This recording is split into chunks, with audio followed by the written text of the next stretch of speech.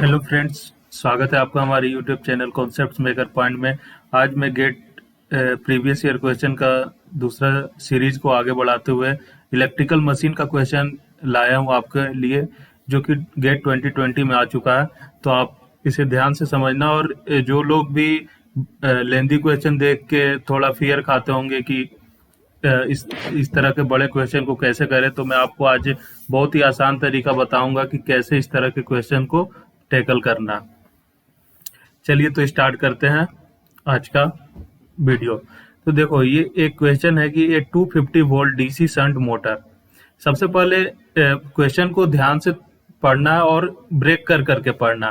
तो ये देखो, सबसे जो इम्पोर्टेंट बात है कि 250 वोल्ट का एक डीसी शंट मोटर दिया हुआ। तो हमें ये समझ में आ गया कि इस क्वेश्चन में मोटर की बात हो रही है, और मोटर का टाइप क्या दिया हुआ है, शंट मोटर। तो जैसे डिफरेंट टाइप्स के मोटर होते हैं, series motor, shunt motor, compound motor, है ना। तो सीरीज, शंट, कंपाउंड, तो डिफरेंशियली कंपाउंड होते हैं। तो उस तरह से में से हमें पता चल गया कि ये डीसी शंट मोटर है, जिसका आर्मेचर रेसिस्टेंस कितना दिया हुआ है, 0.2 ओम। अब देखो, हम लोगों को पता है कि मोटर में क्या होता है, आर्मेचर की वाइंडिंग होती है, और आर्मेचर वाइंडिंग किससे मिलके बना होगा, कंडक्टर से, और कंडक्टर का क्या होगा, रेजिस्टेंस।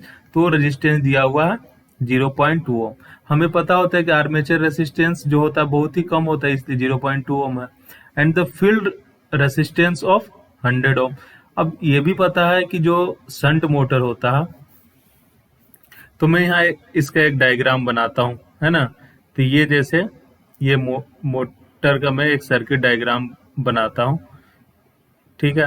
तो यहाँ पे क्या है, शंट, चूंकि मोटर दिया हुआ है क्या है, शंट मोटर, तो मैं यहाँ से इसका एक पहले आर्मेचर वाइंडिंग बना दूंगा, ठीक है। ये आर्मेचर वाइंडिंग बना दिया, इसको मैं आर ए से रिप्रेजेंट कर दिया, ठीक है। ये क्या है, ब्रश है, ये कार्बन ब्रश दिए हुआ है।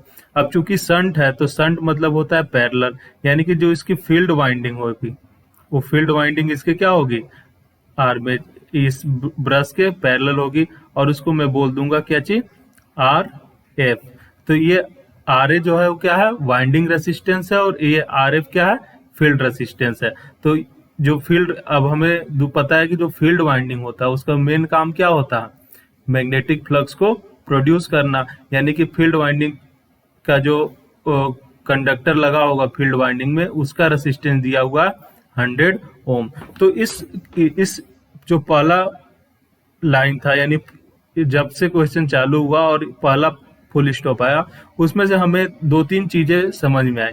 पहली चीज ये समझ में आई कि ये जो मोटर है वो शंट मोटर है, तो मैंने इसका डायग्राम बना लिया। अब उसका दिया था आर्मेचर रेसिस्टेंस, तो मैंने यहाँ आर ए लिख लिया, कितना, 0.2 ओम।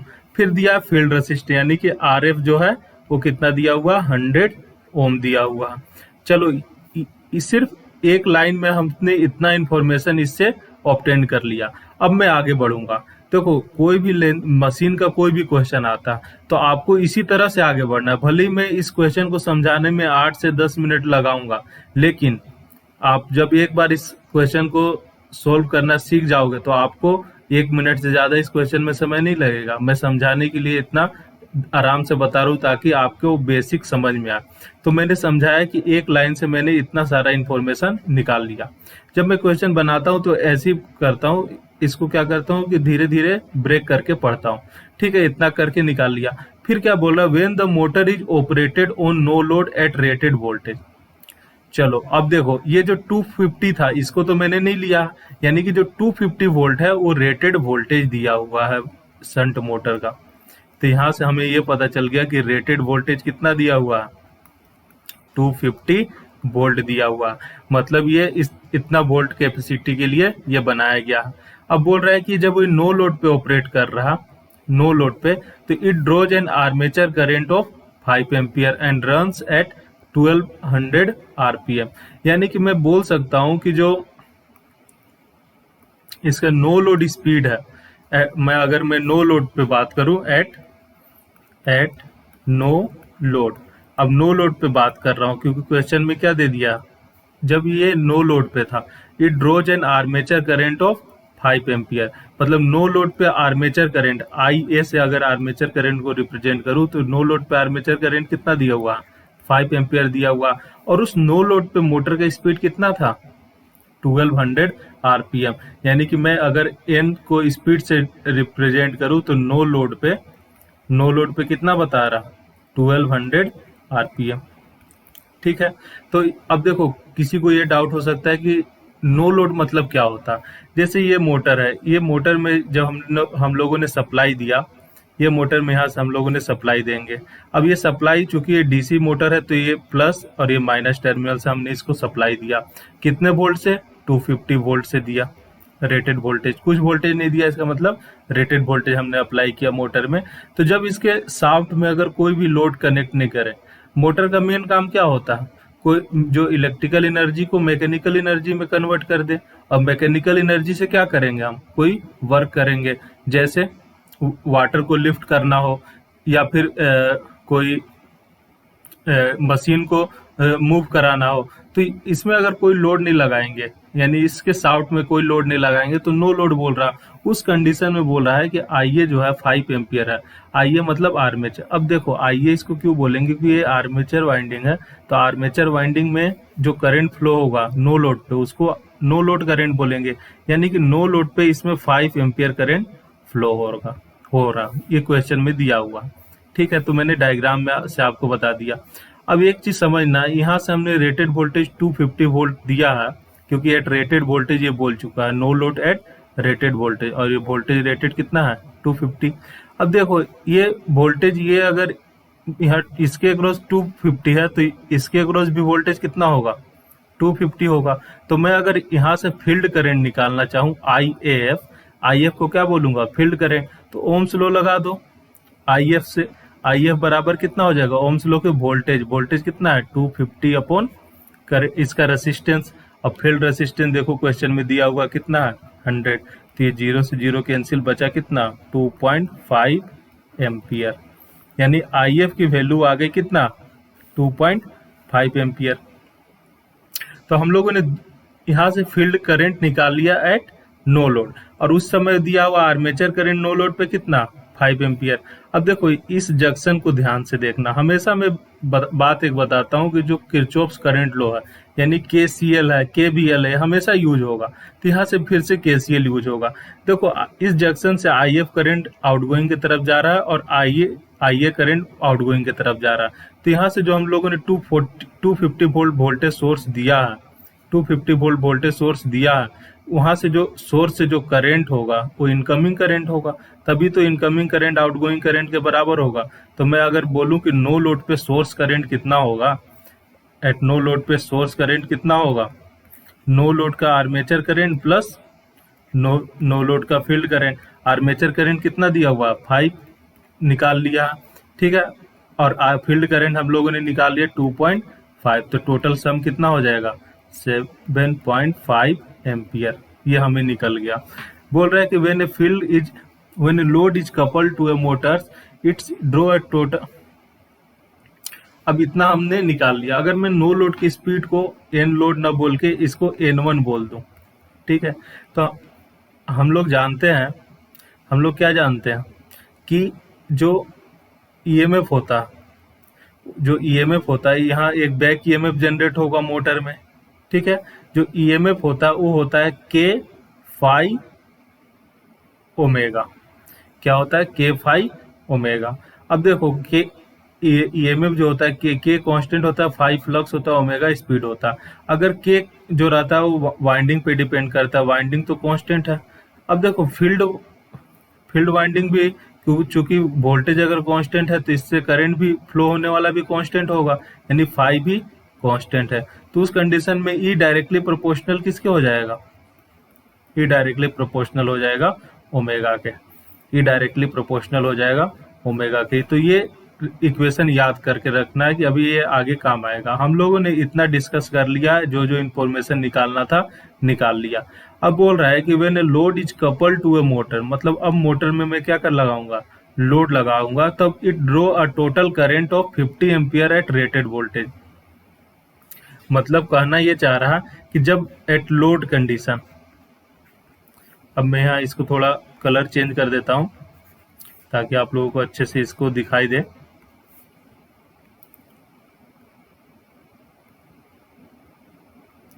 तो देखना है यहाँ पे कि जो जब हमने इस पे लोड लगा दिया, क्या लगा दिया, लोड लगा दिया, तो एट लोड, एट लोडिंग मतलब लोड कंडीशन में क्या होगा। तो देखो ध्यान से देखना, लोड कंडीशन में क्या होगा, when load is coupled to a motor it draw a total line current 50 ampere.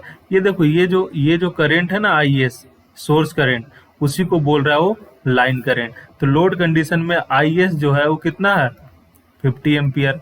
ठीक है भाई। तो at a rated voltage with a 5% reduction in the air gap flux due to armature reaction. अब क्या हुआ कि आर्मेचर रिएक्शन के कारण जो फ्लक्स था, ये जो आर्मेचर रिएक्शन से क्या होते हैं, ये जो फील्ड वाइंडिंग होते हैं उसके अंदर कोर होता है, उसके कारण आर्मेचर फ्लक्स क्या कितना होगा, 5% रिड्यूस हुआ। यानी कि अगर मैं बात करूं कि इस लोडिंग कंडीशन के कारण अगर इनिशियल फ्लक्स φ1 है तो फाइनल फ्लक्स φ2 जो है वो 5% रिड्यूस हुआ। तो 100 में से 5 घट गया तो कितना बचा, 0.95 बचा किसके, इनिशियल फ्लक्स के, यानी φ2 जो है वो 0.95 हो जाएगा φ1 के।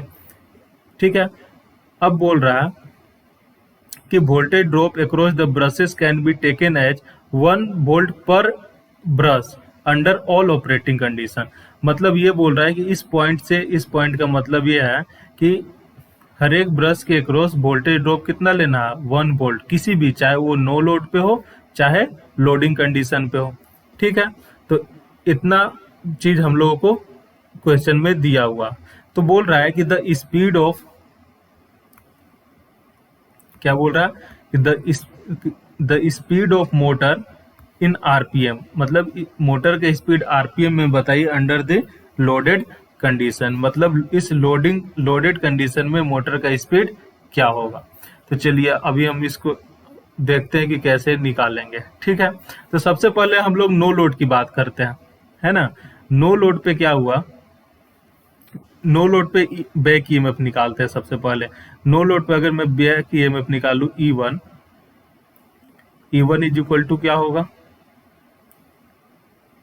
E1 इज इक्वल टू होगा VT minus IA RA minus volt brush drop, minus brush drop. अब यहां से देखना टर्मिनल वोल्टेज कितना दिया हुआ है रेटेड कंडीशन में, 250 वोल्ट। तो यहाँ मैं टर्मिनल वोल्टेज निकाल दूंगा 250। आइए नो लोड पे कंडीशन पे आर्मेचर करंट कितना दिया था, 5, और आर्मेचर रेसिस्टेंस कितना दिया हुआ है, 0.2। तो ये मैंने 0.2 ले लिया। ठीक है। माइनस ब्रश ड्रॉप, देखो एक ब्रश का कितना ड्रॉप है, 1 वोल्ट। तो यहाँ देखो 2 ब्रश लगे हुए हैं तो टोटल ड्रॉप कितना होगा, 2 वोल्ट का, यानी कि 250 माइनस 5 2 जा 10, तो ये 5 हो, 5 2 जा 10, तो ये 1 बचेगा और ये -2 बचेगा, यानी कि 250 माइनस 3 कितना हो गया, 247। मतलब नो लोड कंडीशन पे हमने निकाल लिया बैक ईएमएफ कितना आया, नो लोड कंडीशन पे बैक ईएमएफ आ गया हमारा E1 बराबर 247। ये नो लोड पे हो गया। ठीक है। अब किसी को ये डाउट हो सकता है कि ये E1 बैक ईएमएफ जो है VT minus IA RA minus बस ड्रॉप कैसे लिया। तो आप यहाँ ध्यान से समझो, ये जो हमने यहाँ जो 250 वोल्ट लिया वो क्या है, टर्मिनल वोल्टेज है। 250 वोल्ट जो है वो टर्मिनल वोल्टेज है। मैं यहाँ से अगर KVL लगाऊंगा, फिर से वही कॉन्सेप्ट आ रहा है KCL KVL का। अब मैं यहाँ से KVL लगाऊंगा तो आप कहीं से भी चलो, देखो यहाँ से यहाँ गए तो करंट के डायरेक्शन में गया तो क्या आएगा, IA RA।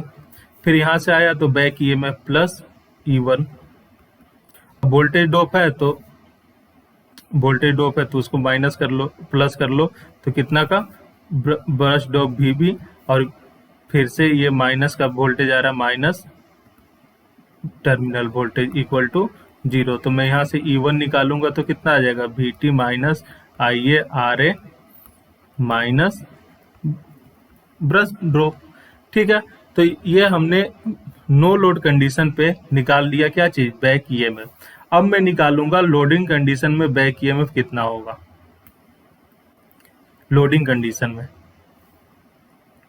तो चलो लोडिंग कंडीशन का बैक ईएमएफ निकालते हैं। तो फिर से लोडिंग कंडीशन में बैक ईएमएफ का फॉर्म को मैं अगर E2 बोलूंगा तो E2 बराबर क्या होगा, terminal voltage minus IaRa minus brush drop, brush में पोटेंशियल का ड्रॉप। ठीक है, अब देखो टर्मिनल वोल्टेज तो चेंज नहीं हुआ है, अभी भी टर्मिनल वोल्टेज कितना है 250 वोल्ट है, क्योंकि रेटेड वोल्टेज पे बोल रहा है, तो हमने टर्मिनल वोल्टेज 250 लिया। अब करंट, अब बात आ रहा है करंट का। तो यहाँ एक चीज समझने वाली बात है कि जैसी लोड हम लोग कपल किए मोटर में, तो ये जो आर्मेचर करंट है वो क्या हो जाएगा, चेंज हो जाएगा। अब आर्मेचर करंट चेंज होगा तो ये तो पता है कि, लेकिन कितना होगा, तो इसके लिए दिया हुआ देखो जो लाइन करंट है वो 50 एम्पियर हो गया था। अब यहाँ से एक चीज देख सकते हैं, हम लोगों ने बताया था IS बराबर क्या होता है, IF प्लस IA। तो IA बराबर कितना हो जाएगा, IS माइनस IF। चूंकि रेटेड वोल्टेज चेंज नहीं हुआ इसलिए फील्ड करंट भी क्या होगा, सेम रहेगा। यानी कि IS अगर 50 है और IF कितना आया था 2.5, तो कितना आ जाएगा 47.5 एम्पियर। यानी कि IA की वैल्यू निकल गया 47.5 एम्पियर। RA का वैल्यू अभी भी कितना है 0.2 है, माइनस एक वोल्ट है एक ब्रश का, तो दो कितना हो जाएगा, दो ब्रश का 2 वोल्ट हो जाएगा। तो इसको मैं सोल्व अगर करूंगा तो 250 माइनस, इसको कैलकुलेटर से आप सोल्व करें कि जब हम लोग इसको कैलकुलेटर से सोल्व करेंगे तो कितना आएगा 47.5 इंटू 0.2, ठीक है, plus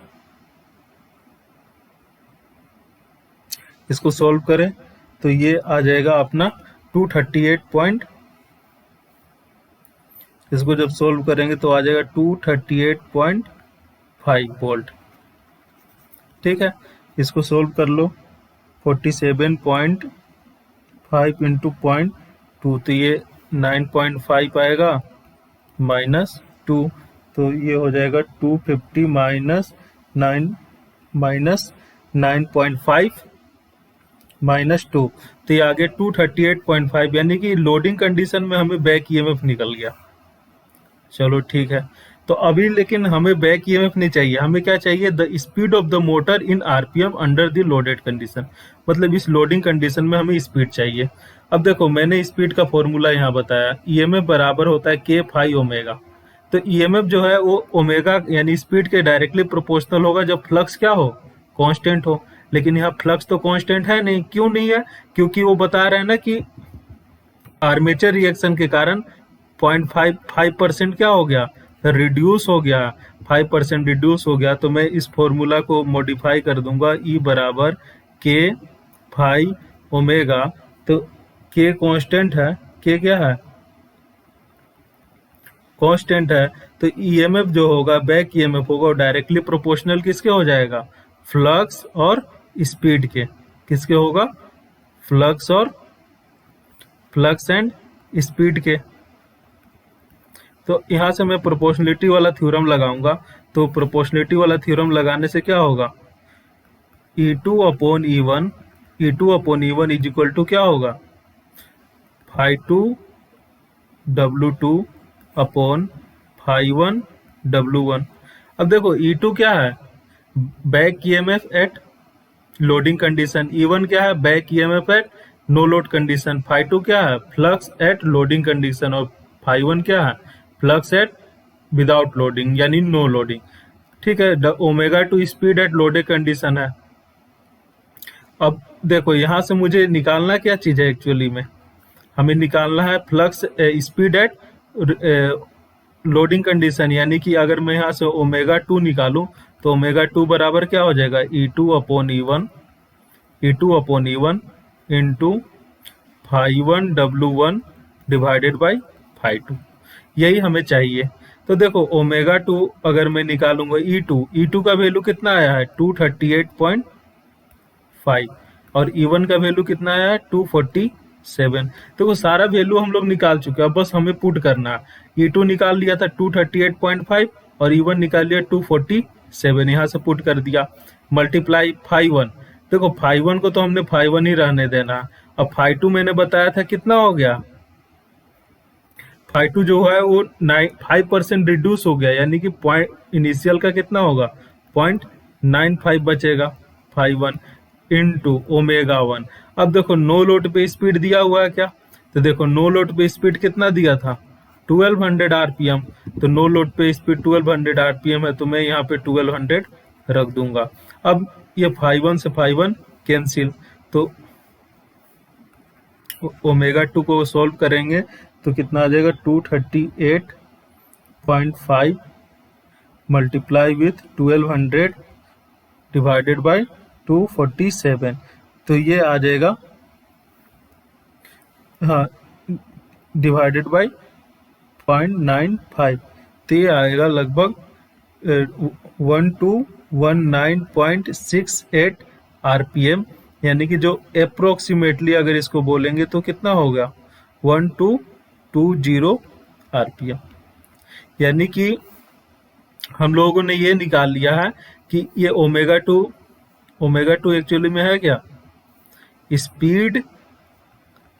speed at loading condition, यही पूछ रहा था, स्पीड एट लोडिंग कंडीशन। तो ये देखो 1220 जो है वो ऑप्शन बी है, तो ये ऑप्शन बी आंसर सही हो जाएगा। तो इस तरह से आप देख सकते हैं कि मैं कैसे कोई भी बड़ा से बड़ा क्वेश्चन हो इलेक्ट्रिकल मशीन का उसे सॉल्व कर सकता हूँ। क्यों, क्योंकि इसका मेन पर्पस है कि आपको बेसिक पता होना चाहिए। चलिए मैं एक बार फिर से आपको एक बार रिवाइज करा देता हूँ क्वेश्चन में क्या बोल रहा था। तो क्वेश्चन में ये बोल रहा था, मैंने कैसे कैसे बनाया, इस क्वेश्चन को प्रोसीजर वाइज आगे बढ़ा है वो मैं आपको बता रहा हूँ। तो ये बोल रहा है कि 250 वोल्ट डीसी शंट मोटर है जिसका आर्मेचर रेसिस्टेंस 0.2 ओम है और फील्ड रेसिस्टेंस 100 ओम है। तो इस लाइन से मैंने ये इन्फॉर्मेशन निकाल लिया कि ये मोटर जो है शंट मोटर है, तो मैंने इसका डायग्राम बना दिया कि शंट मोटर में आर्मेचर रेसिस्टेंस RA है और ये फील्ड रेसिस्टेंस है। चूंकि रेटेड वोल्टेज 250 है, यानी इसको रेटेड वोल्टेज 250 देंगे। ठीक है, यहाँ से मैंने फिर निकाल लिया। यहाँ से हमने बताया कि जब मोटर जो नो लोड पे ऑपरेट हो रहा था वो ये 5 एम्पियर करंट ड्रॉ कर रहा था आर्मेचर में, यानी आर्मेचर करंट 5 एम्पियर यहाँ था। तो मैंने क्या किया, ये रेटेड वोल्टेज से फील्ड करंट निकाल लिया। फील्ड करंट कैसे निकाला, 250 डिवाइडेड बाय इसका रेसिस्टेंस यानी कि 100, यानी 2.5 एम्पियर, ये फील्ड करंट हमें पता चल गया। अब फील्ड करंट पता चल गया नो लोड पे, ठीक है, तो मैं नो लोड पे बैक ईएमएफ निकाल लिया। बैक ईएमएफ का फॉर्मूला मैंने बताया, यहाँ केवीएल लगा दूंगा इस सर्किट में। तो back EMF at no load VT minus IARA minus brush drop. अगर ये लाइन नहीं दिया रहता, voltage drop across the brush taken as 1 volt, तब मैं इसको क्या करता, नहीं लेता। लेकिन यहाँ दिया हुआ एक वोल्टेज, एक ब्रश में 1 वोल्ट का ड्रॉप है, तो दो ब्रश है तो कितना होगा 2, तो हमने 2 ले लिया। तो VT 250 माइनस करंट कितना है आर्मेचर का नो लोड पे 5 एम्पियर, इसका रेसिस्टेंस तो ये आ गया 247 वोल्ट आ गया। तो मैंने बैक ईएमएफ निकाल लिया नो लोड पे। अब बात कर रहा है कि जब लोड कपल किया हमने तब उसने टोटल लाइन करंट कितना हुआ 50 एम्पियर। तो यहाँ मैंने बताया कि जो सोर्स से जो करंट निकलता है उसको हम लोग लाइन करंट या सोर्स करंट बोलते हैं, ठीक है। तो दिया हुआ था 50 एम्पियर।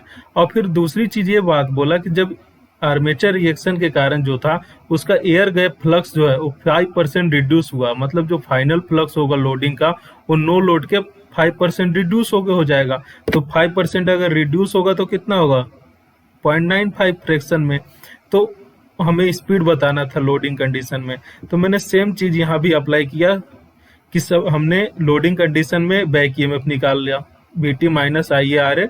अब लेकिन यहाँ लोड कंडीशन में आर्मेचर करंट नहीं दिया था, तो मैंने आर्मेचर करंट यहाँ KCL लगा के निकाल लिया कि जो आर्मेचर करंट होगा, ये जो आर्मेचर करंट होगा source current minus field current का होगा। तो यहाँ से मैंने बैक ईएमएफ निकाल लिया लोडिंग कंडीशन में।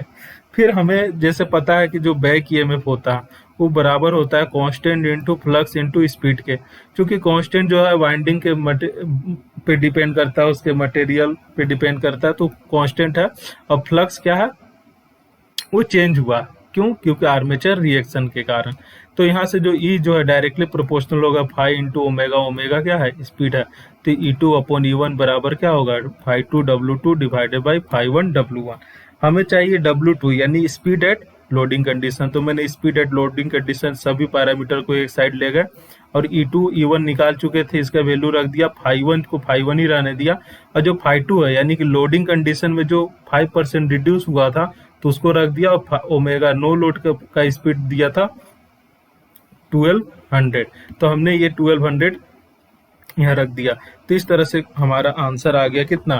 1220। तो ये था आपका गेट इलेक्ट्रिकल क्वेश्चन। अगर आपको ये क्वेश्चन समझ में आया होगा तो लाइक कीजिएगा। अगर आपको कोई डाउट हो इस क्वेश्चन में तो ये कमेंट सेक्शन में कमेंट करके बताना अपना डाउट जो कुछ भी इसमें हो। Thank you.